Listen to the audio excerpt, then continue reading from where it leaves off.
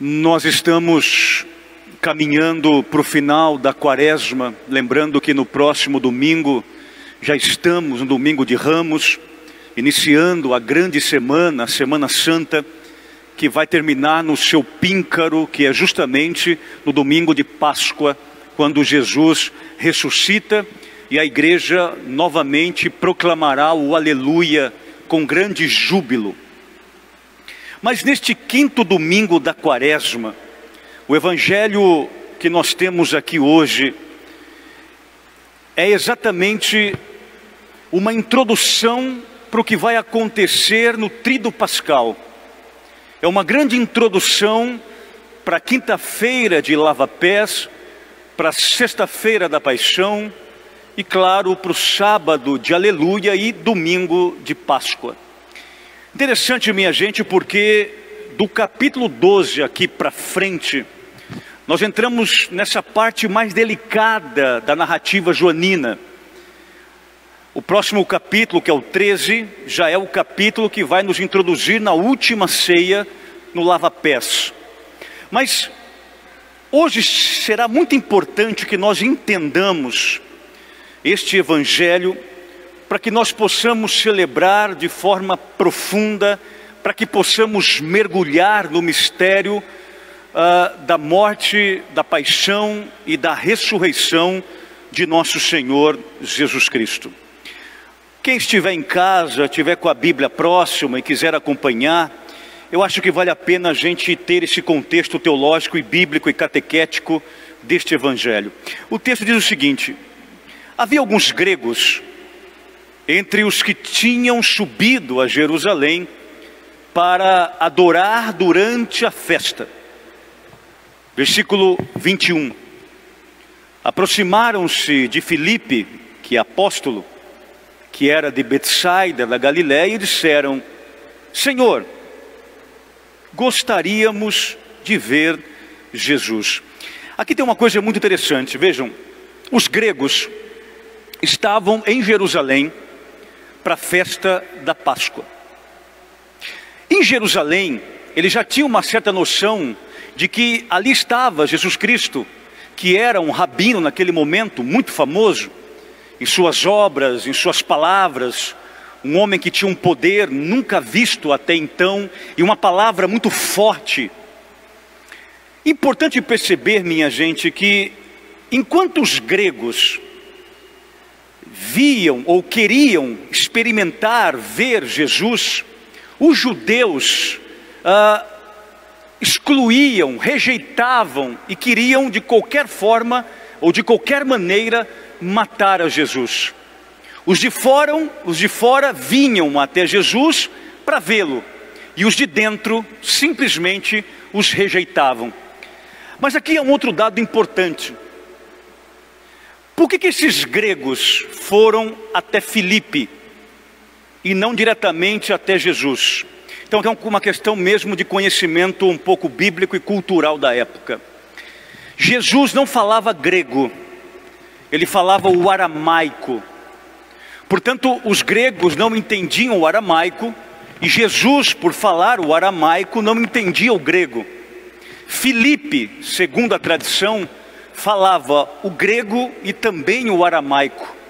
Portanto, Filipe e André, os dois apóstolos aqui, se tornam praticamente o intérprete dos gregos para poder então ver, conversar, criar um diálogo com Jesus. E isso é muito bonito, porque não há desculpa para que nós não tenhamos uma experiência com Jesus. Não há desculpa para que nós não conheçamos o Senhor nosso Deus. Não há desculpa para que nós não façamos uma experiência profunda com a sua palavra. E é isso que nós aprendemos aqui. Mas outra coisa interessante, eu queria deixar o Filipe um pouquinho de lado e olhar para André. Esse André aqui é um apóstolo muito importante dentro do grupo dos 12. Embora aqui nós não falemos muito sobre ele, mas é importante que nós pensemos um pouco esse André. Quem é André? André é irmão de Simão Pedro. André era discípulo de João Batista. Quando no capítulo 1 do Evangelho de São João, Jesus estava passando por uma estrada, e João Batista viu Jesus passando, então ele aponta e diz: eis o Cordeiro de Deus, eis aquele que tira o pecado do mundo. André e o outro discípulo, Filipe, então seguem a Jesus. Nesse seguir a Jesus, imediatamente Jesus percebe que aqueles homens estavam seguindo. E ele então vira e pergunta: o que queres? O que procuras? O que procurais? Então eles dizem: Rabi, onde moras? E Jesus vai dizer: vinde e vede. E eles foram e viram, e experimentaram, e passaram todo aquele dia com Jesus. Mas aí, André é aquele apóstolo que depois, ainda no capítulo 1, vai falar para Simão Pedro, que é irmão dele, que ele tinha encontrado com o Messias. E ele vai levar Simão Pedro até Jesus. E foi naquele diálogo, ainda no capítulo 1 de São João, que Jesus vai chamar Pedro de Quefas, a pedra. Vejam que André é o discípulo que vai levar Pedro, seu irmão, até Jesus. Ele é carinhosamente chamado de protóclito. Protóclito significa o primeiro chamado, o primeiro discípulo de Jesus, é André. Protóclito é uma expressão grega muito importante na teologia, para que nós entendamos que esse apóstolo foi o primeiro que experimentou, porque também acreditava no Messias. Então no capítulo 1, além de ser o protóclito, aquele que foi o primeiro chamado, o primeiro que experimenta, André é aquele que vai levar o seu irmão até Jesus. No capítulo 6 também de São João, esse rapaz vai levar aquele menino que tinha 5 pães e 2 peixes também até Jesus. E aqui, no evangelho de hoje, no capítulo 12, André, junto com Filipe, vai levar os gregos até Jesus. Portanto, André se transforma para nós naquele cristão, naquele discípulo, naquele apóstolo que leva o outro até Jesus. Outra coisa importante, André, da língua grega, andrós, significa homem. Mas aí, andrós, de homem, nos dá a pensar em humano. André, o humano. Quanto mais eu experimento a Cristo, mais humano eu me torno. Quanto mais eu experimento a Cristo, mais eu quero que outros semelhantes, outros seres humanos, outras pessoas também experimentem a Cristo. E é isso que André vai fazer, minha gente. André vai levar o irmão dele a experimentar Cristo. André vai levar aquele menino com 5 pães e 2 peixes para que Jesus faça o milagre da multiplicação. André vai levar os gregos para que experimentem também este Cristo. André é o apóstolo que leva o outro até Jesus. Precisamos aprender com André 2 coisas. Primeiro, experimentarmos Cristo de uma forma que nós nos tornemos mais humanos. Porque quanto mais humanos nós nos tornamos, mais nós precisamos de Deus, criatura e criador. Segundo, com André nós aprendemos a levar o outro até Jesus. Portanto, leve a tua esposa, leve o teu esposo, leve os teus filhos, leve os teus amigos, leve até os teus inimigos, por que não, a Jesus. Mas outro detalhe importante, os gregos disseram a Filipe: Senhor, gostaríamos de ver Jesus. Se eu tivesse lido ver no Evangelho sinóticos, Mateus, Marcos ou Lucas, eu ia ter uma interpretação diferente de João. Em João, ver não é simplesmente ver. Ver não é simplesmente um olhar qualquer, superficial, raso, não. João, quando apresenta o verbo ver na língua grega, João vai nos falar que ver é experimentar, é mergulhar naquilo que é profundo. Ver significa, eu não quero ficar no que é raso, no que é superficial. Eu quero uma experiência mais profunda para eu crer. Então o ver tem exatamente uma conotação de crer. Esses gregos aqui queriam ver, mas um ver para crer, experimentar Jesus. Eu queria também te convidar esta noite a ter uma experiência profunda com Cristo, como teve André, como teve Filipe, como teve Pedro, como teve Paulo, como teve esses gregos aqui. Minha gente, sabe o que é triste? Os judeus eram aqueles que esperavam o Messias, eram do sangue de Jesus, porque Jesus era um judeu. Mas os judeus não viram em Jesus o seu Salvador, viram nele o contrário, um agitador, um blasfemo. Enquanto que os gregos, que cultuavam os deuses pagãos e a filosofia, reconhece naquele homem algo de especial. Por isso que não basta você nascer dentro da igreja, ficar grudado dentro do banco de igreja, não basta conhecer teologia para dizer que você crê, porque também os escribas e fariseus que conheciam a lei mosaica, que conheciam a palavra, que interpretavam a palavra, não acreditavam em Jesus. Intelectualidade, conhecimento teológico não me leva a crer em Jesus. O que me leva a crer em Jesus é a fé. E tem muita gente que não sabe nem ler e nem escrever, que tem mais fé que muito doutor em teologia e filosofia. Por isso, o texto é incrível, para que nós possamos adentrar os mistérios pascais de Cristo. Vejam,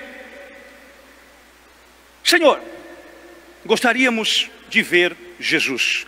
Gostaríamos de experimentar Jesus, gostaríamos de conversar com Jesus, gostaríamos de crer em Jesus, mas falamos grego e ele aramaico. Não tem problema, eu vou facilitar esse encontro. Como é lindo saber que tem pessoas que facilitam o encontro de Deus com a humanidade. Eis aqui André e eis aqui Filipe. Aí o texto diz o seguinte, 22. Filipe combinou com André e os dois foram falar com Jesus. 23. Jesus respondeu-lhes: chegou a hora em que o Filho do Homem vai ser glorificado. Num primeiro momento, dá a impressão que Jesus está meio fora de si e falando coisas meio desconexas, no primeiro momento, claro. Porque quando Filipe e André chegam até Jesus para dizer que os gregos queriam ver Jesus, eles deveriam falar: oh, que legal, vamos lá então, vamos aqui no cantinho. Não, Jesus começa a falar: olha, chegou a hora em que o Filho do Homem vai ser glorificado. O que significa isso? Aí precisamos de um pouco de fé e inteligência para entender a narrativa de Jesus aqui em São João. Isso aqui é muito importante. Aqui em João, sobretudo, quando nós falamos em hora, nós falamos em kairos. Quando se fala em glorificação, Nós falamos em doxa, que são duas palavras da língua grega fundamentais para entender o evangelho aqui de São João. Kairos e doxa. Kairos significa o tempo oportuno, o tempo exato, o tempo chegou. Doxa significa exaltação. Então aí eu preciso voltar num outro texto, aqui de São João. João capítulo 2, quem lê Bíblia vai saber e vai lembrar disso.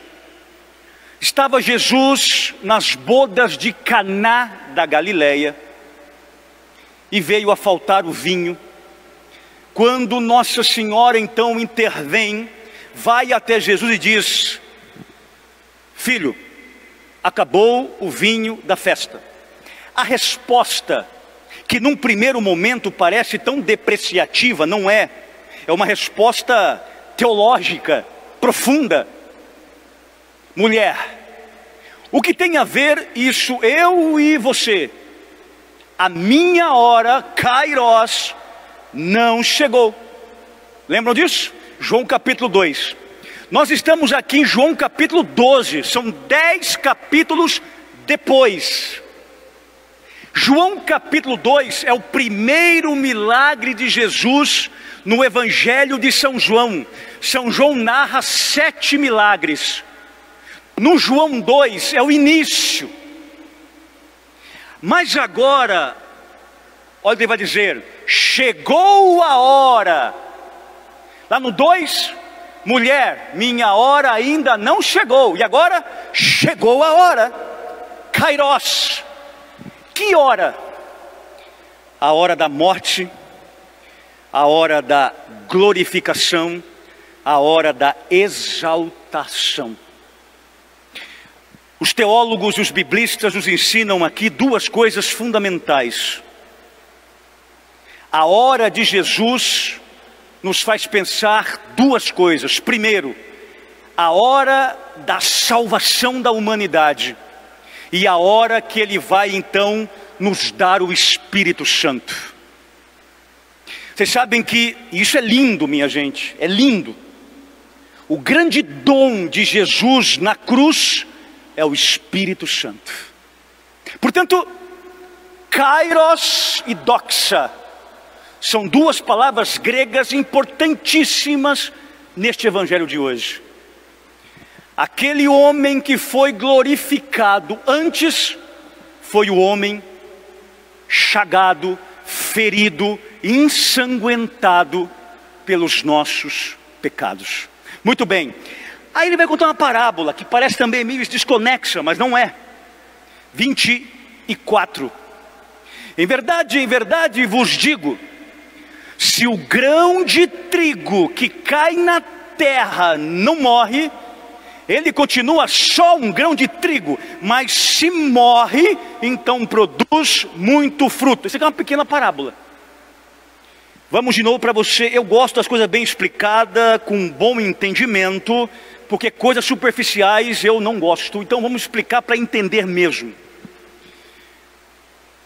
Ele vai falar aqui de uma semente, o grão de mostarda, perdão, o grão de trigo. Só que eu estou no Evangelho de São João. Estando no Evangelho de São João, a conotação é outra. Por exemplo, Mateus, Marcos, Lucas, que são os chamados evangelhos sinóticos. Todas as vezes que aparece sementes, elas têm uma relação com o reino de Deus ou com a palavra de Deus. E o semeador saiu a semear, enquanto semeava, lançou a semente nos solos pedregoso, alguns que tinham espinhos. Ele estava falando aqui da palavra. Outras vezes, o reino de Deus. Mas aqui, se o grão de trigo que cai na terra não morre, ele continua só um grão de trigo, mas se morre, então produz muito fruto. Ele está falando dele mesmo. Eu sou esta semente, eu sou o grão de trigo.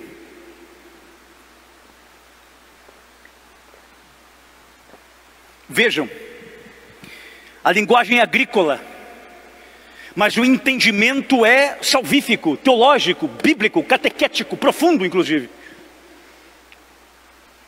Se o grão de trigo não morre, não cresce outro trigo.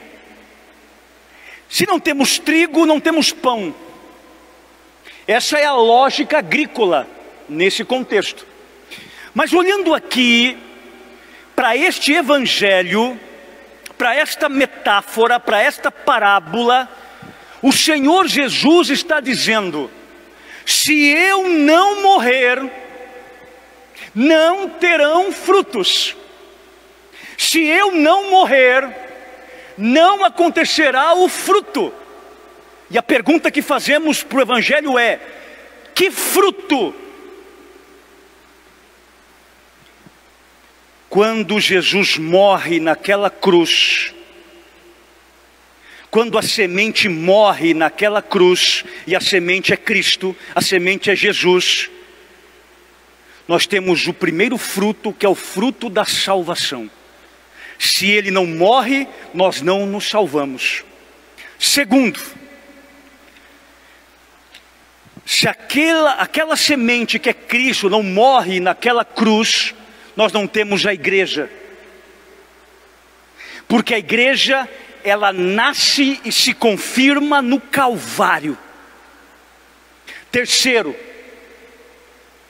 se a semente não morre naquela cruz, nós não temos a Eucaristia, pão vivo, descido do céu. Portanto, o nosso Senhor está dizendo para mim e para você: minha morte vai produzir vida, minha morte vai produzir salvação, minha morte vai ser atualizada todas as vezes que a igreja celebrar a missa, porque a igreja atualiza o Calvário no altar. Meu irmão, olha que evangelho.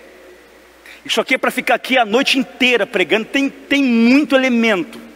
Eu vou pular um tantão porque fica aqui amanhã a noite toda. Mas só para você entender, para terminar. Versículo 32. E eu, quando for elevado da terra, atrairei todos a mim. Então agora tem que voltar para entender o negócio. Padre, o que tem a ver isso com o desejo daqueles gregos? Porque os gregos chegaram até Filipe, Filipe foi até André, ambos foram até Jesus e disseram: os gregos querem ver o Senhor, os gregos querem ver Jesus. Ele começa a falar que vai ter que morrer, que a hora chegou, que a semente vai ter que ser plantada e que agora vai ter que ser... O que Jesus está dizendo aqui para mim e para você?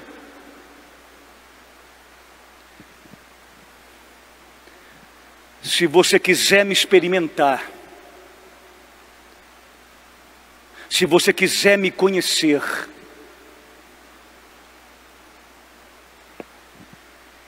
olhe para a cruz. Quando eu for elevado, versículo 32, eu atrairei todos a mim. É na cruz que eu compreendo a glória de Deus, é na cruz que eu compreendo o amor de Deus, é na cruz que eu experimento a fé que eu tenho num Deus que morre, que planta a semente da vida para que a vida aconteça em mim. Agora, para mim não é, para você talvez não, para os ministros aqui também talvez não, não sei, mas para os gregos eram. Quando Paulo foi pregar em Atenas, quando Paulo foi evangelizar na Grécia, e Paulo começou a falar sobre Jesus crucificado, a primeira coisa que os gregos falaram foi: isso é loucura. Isso é loucura. Como pode um homem na cruz salvar alguém? Nós estamos aqui com gregos também. Jesus está dizendo para os gregos: é esta loucura que é a tua salvação. Sabe o que é interessante? Porque atração no latim é attarrare, e attarrare significa trazer a mim. É como se fosse a lei da atração. Eu te puxo para mim. Isso é attarrare, do latim atração. E aí, minha gente, é interessante, porque a gente gostaria de ser atraído por Jesus andando sobre as águas. Olha que espetáculo, aquelas ondas revoltosas, aquele mar rebelde, e Jesus andando belamente sobre as águas. Nós queríamos ser atraídos por um Jesus que ressuscitou Lázaro, fenômeno. Nós queríamos ser atraídos por um Jesus que subiu no monte das bem-aventuranças e falava com intrepidez, com conhecimento, mas não. Aqui, hoje, no capítulo 12 de São João, ele está dizendo: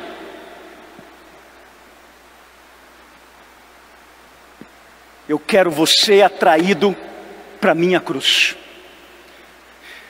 E talvez nós possamos pensar: mas que imagem violenta! Um homem ensanguentado, um homem seminu, um homem coroado de espinhos, um homem angustiado, um homem sofrendo. Mas não é o sangue que nos atrai, é o amor.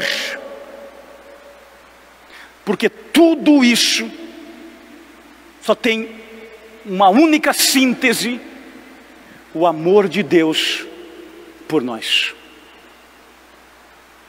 O teólogo Max Lucado vai dizer: não foram os pregos que seguraram Jesus na cruz.